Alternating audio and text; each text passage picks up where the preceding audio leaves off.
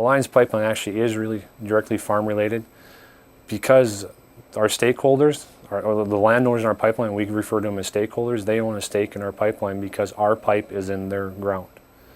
And we're there every day, and we are a presence every day in their communities. Whether they see us every day, because there's only 13 of us, we still have pipe in their communities. And when we built the pipeline, that was one thing we said is we want to be the neighbor of choice. I've worked for other pipelines that they came in, they put the pipe in the ground, and then you never heard from them again, even though your pipe is still there. We are committed to be a presence in all the neighborhoods that we've affected or go through. So that's where Farm Rescue makes a perfect fit for us, because we want to give back to the farmers that are farming the land. So, we still have a presence there. We're still pipe in the ground. The other key too is we're trying to remind people that there is still pipe in the ground and that there is a hazard there that we put there. 1% of our budget every year goes back to the communities. We've given over $7 million back to communities in the ways of grants and other functions. Currently in the state, we're giving approximately $150,000 a year to other grants and community actions just like Farm Rescue. We have endowment grants at other colleges and stuff like that too, trying to help get more people into our field. We're really involved with FFA too, as far as promoting farm safety, and that's one of our major grants with them. So we are very committed to the farming community and giving back to our communities. I actually grew up on a farm just in between McCluskey and Drake. Our farm was 13 miles north of McCluskey. We had a small farm there, and actually just north of it was actually our farmstead that my great-grandparents founded in 1902. So a lot of farming background. As a matter of fact, there's 14 technicians on our team in North Dakota, and almost every one of them comes from some type of farming background in North Dakota. I actually started with Alliance Pipeline in July of 1999, and when I came to Alliance, there was no pipe in the ground. This station was just a dirt field, and then one of the first ones hired on, and been here ever since, loving it. We're at our Wimbledon Compressor Station. It's just a mile and a half northwest of Wimbledon. We call it also CS19A. We have approximately 14 of them through the pipeline, 2,000-mile long pipeline, and all it does is just boost the pressure. Gas is real compressible, so it'll squish. Plus then too, you actually lose a lot of energy because of the resistance of the pipeline. So essentially all you're doing is putting that energy back into the flow. So every 120 miles we've lost enough energy in the flow that we have to reboost it to put it back. Okay, so this is actually a three-dimensional drawing of our compressor stations. Exactly the piping, as if you dug down past where the piping is. So you have to imagine that the ground level is right here, so all this piping is underground, except for you can see the ground level is right here. So what this is essentially the gas flow of our station. So the gas is actually coming from the northwest, always traveling to the southeast. It comes in, and we bring it in through our T's, in through our station suction, and we actually bring it up through and in through our compressor.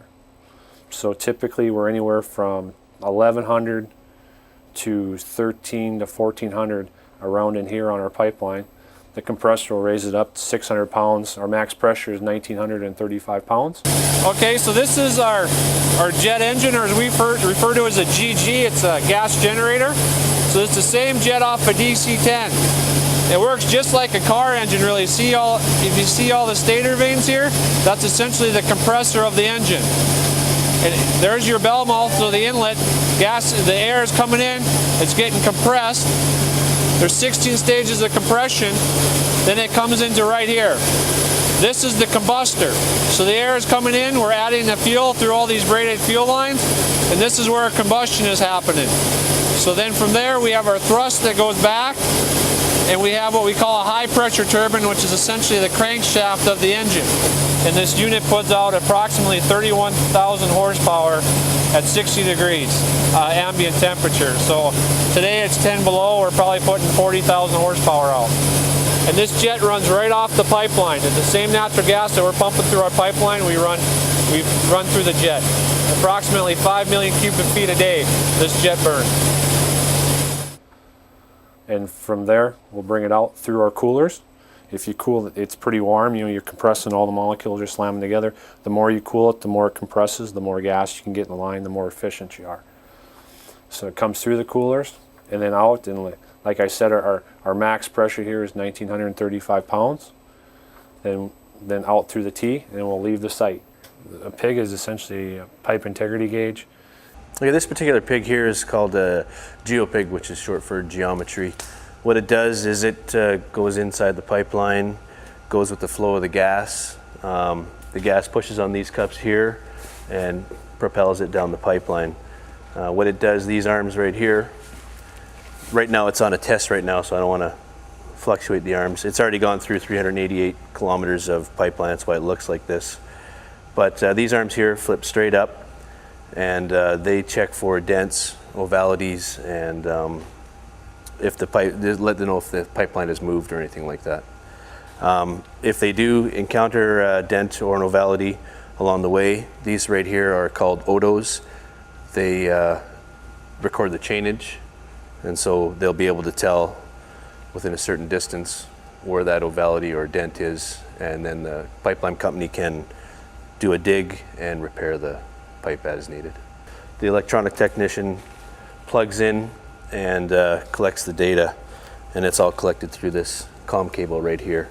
So he plugs in there, he downloads it onto his computer, and that's exactly what we're doing on this job here. We've done this before. We have to do it again just because there was some flooding in the area, and they just want to make sure that the pipeline hasn't shifted or anything like that. That's basically what this line is going to be run again for. Myself, during harvest one year, I was in a severe accident, actually heading out to the field to help my dad combine when I was very young. Also, my father once was involved in a combine accident as well. I do know of one farmer who was helped by Farm Rescue just to the north here. He's a stakeholder of ours. His name is Jeff Beta. I know that he had some complications. I can't remember what they were, but I know that Farm Rescue helped him out. But he was very pleased with the program, very appreciative of the program. I mean, a lot of these guys are out there. How are they going to get their crops off? I mean, a lot of people are lucky that in some communities there's people that can help out, but some, you're stretched awful thin. A guy's got to get his own crop off too, that's where Farm Rescue comes in and makes it really nice and is the helping hand to get their crops off or get them in, depending on the time of the year. Farm Rescue has been super appreciative of us. Even to look at the commercial end of it, I mean, we do get a lot of feedback from our help in Farm Rescue. They're extremely appreciative. They make sure they put your placarding up all over. They do a lot to pay you back or appreciate you for the fact that you're helping them out.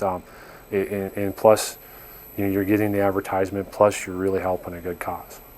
So it's a win-win for everybody. I guess the one thing with the reason Lions Pipeline is so committed to reminding people that there's a pipeline in the ground is that the #1 cause of pipeline accidents in the world is third-party incidences. And what I mean by that is it's not so much the pipeline failure as someone hit the pipeline or affected the pipeline adversely. So that's another key. That's why we're so involved with North Dakota One Call and 811, is to remind people there is a pipe in the ground. If you're going to do any work, just call the One Call. It's free for us to come out and locate it. A lot of times people are farming with bigger equipment. They're plowing deeper. Our pipe is 42 inches, but just give us a call. We'll be glad to come out, locate it, and work any way we can with you to keep from injuring you, affecting our pipeline and possibly injuring you.